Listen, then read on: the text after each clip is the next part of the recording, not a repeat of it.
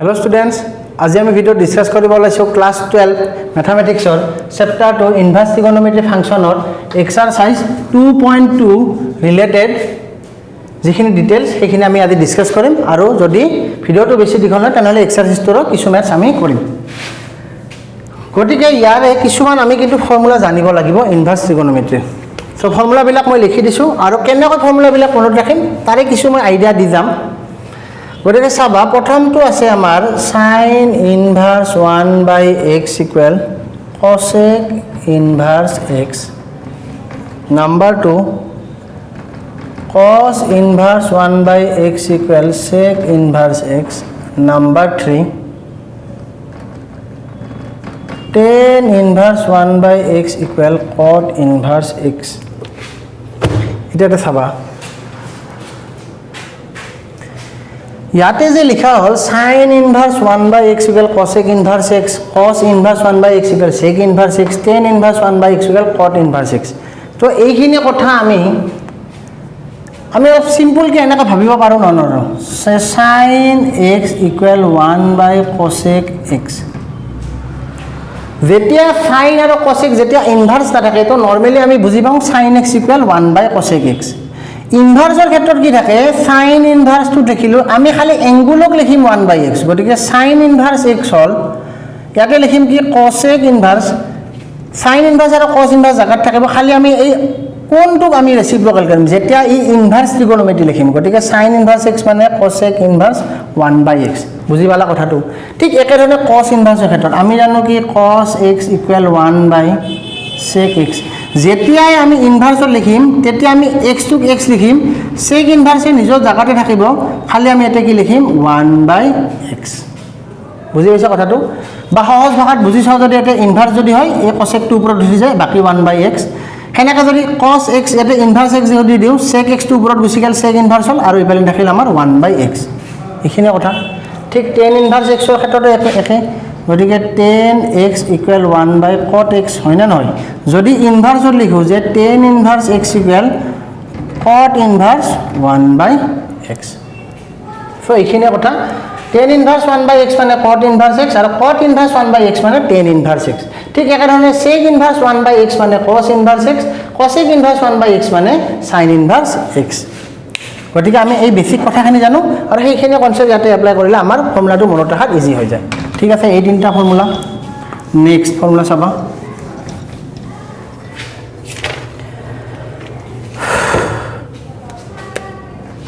next number 1 আছে যে tan inverse minus x হলে আমি লিখিম কিমান মাইনাস tan ইনভার্স x দুই নম্বৰতে sin ইনভাৰ্স মাইনাস x ক লিখিম আমি minus sin ইনভাৰ্স x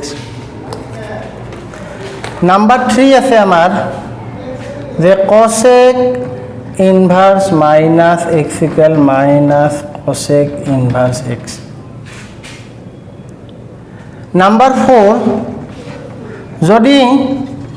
cos inverse minus x হয় তেনহলে আমি কৰিম কি পাই cos ইনভাৰ্স x মনত ৰাখিবা নাম্বাৰ 5 cot ইনভাৰ্স মাইনাস x মানে পাই cot ইনভাৰ্স x আৰু cos cot ইনভাৰ্স আৰু লিখিম আমি কি sec ইনভার্স x ইকুয়াল পাই মাইনাস sec ইনভার্স x এই তিনটা ফর্মুলাত এই পাই কেটা আগত আহি যায় বাকি কেটা কিন্তু সেম আছে মাইনাস মাইনাস সবৰে আগত আহে ইয়াতে খালি পাইৰ পৰা মাইনাস নহয় ইয়াতে কিন্তু পাইৰ পৰা মাইনাস হয় ঠিক আছে ইয়াত আমি মনত ৰাখিব পাৰো কিন্তু এক্সাক্ট নহয় মনত ৰাখাৰ কাৰণে এটা এক্সেপচনেল থাকে দেখে এই এক্সেপচনেলটো হৈছে cot ইনভাৰ্সৰ ক্ষেত্ৰত চাও যে tan ইনভার্স আমি কি পঢ়িছিলো যে sin মাইনাস x মানে মাইনাস sin x পঢ়িছিলো tan মাইনাস x মানে মাইনাস tan x পঢ়িছিলো হয় না নহয় সো এই কোয়াড্ৰেন্টত tan ও মাইনাস sin ও মাইনাস আৰু আমি যদি লম কি আছিল আমাৰ cosec minus x equal minus cosec x এটো আমাৰ মাইনাস হৈছিল গতিকে ইনভাৰ্সৰ ক্ষেত্ৰটো হেনেকা ভাবি লবা যেহেতু মাইনাস আছে গতিকে প্ৰত্যেকটোৰ আগতে কি আহিব মাইনাস আহিব ঠিক আছে এক্সেপচনেল এটাই থাকে হেতু হৈছে আমাৰ কি cot ইনভাৰ্স x এনে কিন্তু ইয়াতে আমাৰ cot মাইনাস x ৰ ক্ষেত্ৰটো আমাৰ কি হৈছিল মাইনাস cot x হৈছিল আমি জানো কিন্তু ইয়াতে কিন্তু অলপ এক্সেপচনেল হৈছে ঠিক আছে গতিকে এইটো মনত ৰাখিবা আৰু বাকী কেইটাৰ ক্ষেত্ৰত চাবা বাকী মানে কি কছ ইনভাৰ্স আৰু চেক ইনভাৰ্স আমিতো এটাও জানিছিলোঁ যে কছ মাইনাছ এক্স মানে আমি মাইনাছ কছ লিখিব পাৰিছিলোঁ না নোৱাৰোঁ হয়নে নহয় এইটো আমাৰ কি আছিল কছ মাইনাছ এক্স মানে প্লাছ কছ এক্স যিহেতু ইয়াতে মাইনাছ আছে যিহেতু আমাৰ ইয়াতে মাইনাছ আছে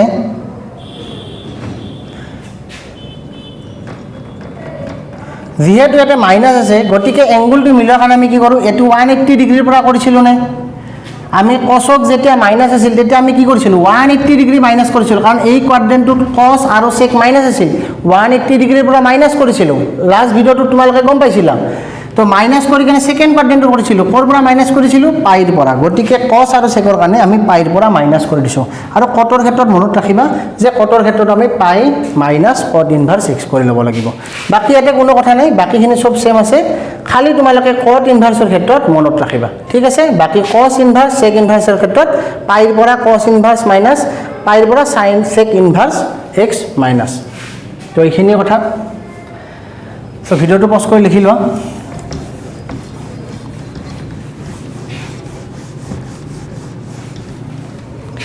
Next,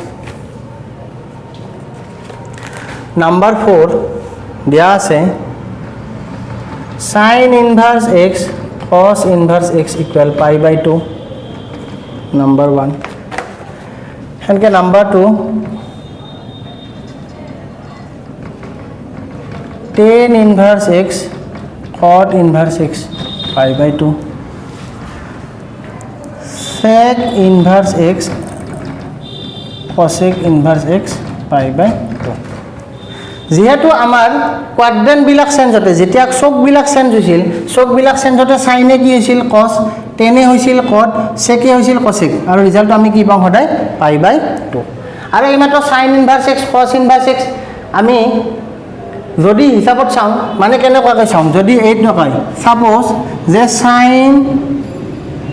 sin এনেকৈ থাকিল ভ্যালুটো যে 150 ডিগ্ৰী হয় না নহয় sin 150 ডিগ্ৰী মই লিখিব পাৰো কিমান sin 90 plus 60 তেনেহলে sin 90 plus 60 টো কি হৈছিল cos 60 তো sin এ চেঞ্জ হৈছিল কোড cos গটিকে sin হেনেকে মত ৰাখা গটিকে sin আৰু cos যদি ইনভাৰ্স থাকে প্লাস হয় আৰু এংগুল যদি সেম থাকে pi by 2 ঠিক একেধৰণে tan এ চেঞ্জ হয় কি হ'ব লাগে কটলৈকে এংগুল যদি সেম থাকে pi by 2 ঠিক একেধৰণে sec এ ট্ৰান্সফাৰ হয় কক লাগে cosec ইনভাৰ্স আৰু এংগুল যদি সেম থাকে তেতিয়া কিমান হ'ব pi by 2 মনত ৰাখিবা এটো নেক্সট এটা চাবা ফর্মুলা আছে নেক্সট 5 নাম্বার বুকত আছে তোমালোকে এইবিলাক ধুনিয়াকৈ লিখি লবা মই বোর্ডত তোমালোকক বুজাই দি আছো এটা চাবা tan inverse x plus tan inverse y equal tan inverse x plus y 1 minus xy সব প্ৰথম এটু কেনেকৈ মনত ৰাখে মই বুজাই দি আছো এতিয়া তোমালোকে এই ফর্মুলাটো মোক পাছন কি আছিল tan x plus y equal tan x tan y 1 minus tan x tan y আছিল নে এতিয়া যদি tan x মানে যদি a long tan y b লং যদি 1 minus ab এইটো যদি আমি কম্পেয়ার কৰি চোৱা a plus b 1 minus ab আৰু এটা কি আছে tan inverse x tan inverse y গটিকে tan x plus tan y হেনেকা প্যাটাৰ্ণ আমি ভাবি লব পাৰো আমি মনত ৰাখি আছো হেতু একচুয়ালি নহয় জাস্ট যে আমি tan a plus b ফৰ্মুলাটো দি আমি এটো কেনেকৈ মনত ৰাখিম যাতে ইয়াক আমি এক্সট্ৰাকে মুখস্থ কৰিব নালাগে মই তাৰে টেকনিক দি আছো যে tan x plus y মানে কি tan x plus tan y 1 minus tan x tan y মানে কি x plus y 1 minus xy x plus y 1 minus xy গটিকে ইয়াৰে পৰা আমি ফৰ্মুলাটো মনত ৰাখিব পাৰো যে tan x plus tan y equal মানে tan inverse x plus tan inverse y তাৰে পৰা লিখিব পাৰিম কি tan inverse x plus y divided by 1 minus xy অৰ্থাৎ আমি এনেকৈ মত ৰাখব যে tan inverse x plus tan inverse y ইয়াতে দিম tan inverse ইয়াৰ মতে লিখি দিও x plus y 1 minus xy হয়নে যদি মাইনাস থাকে কি হ'ব পাছু এটোৰ আমাৰ মাইনাসৰ এটা ফৰ্মুলা আছিল তেতিয়া কি হ'ব ইয়াতে মাইনাস ইয়াতে প্লাস তেটা ফর্মুলাটো কি হ'ব যে tan inverse x minus tan inverse y equal tan inverse উপৰত আহিব কি x minus y 1 plus xy হয়নে হৈ গ'ল এটা নাম্বার 1 নাম্বার 2 নাম্বার 3 চাবা 3 নম্বৰত যদি চাও যে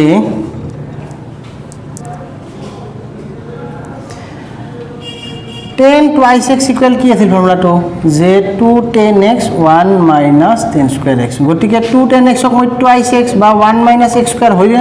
এটো লিখিব পাৰো গতিকে ইয়াতে যদি আমি এনে কই লিখো এই কথাখিনিকে যে 2 tan inverse x equal tan inverse twice x by 1 minus x square আমি এনে কই লিখিব পাৰো মানে ইয়াতে লিখ যদি হয় 2 tan inverse x গতিকে এতে কি লিখিম আমি tan inverse twice x 1 minus x square হৈছে এখিনি সো এই কথাখিনি আমি ভ্যালুখিনি আমি এনে ধৰণে মনত ৰাখিম এটা নেক্সট আছে আমাৰ এই 2 tan inverse x ক আমি sin inverse আৰু cos inverse টো লিখিব পাৰো চাবা দেই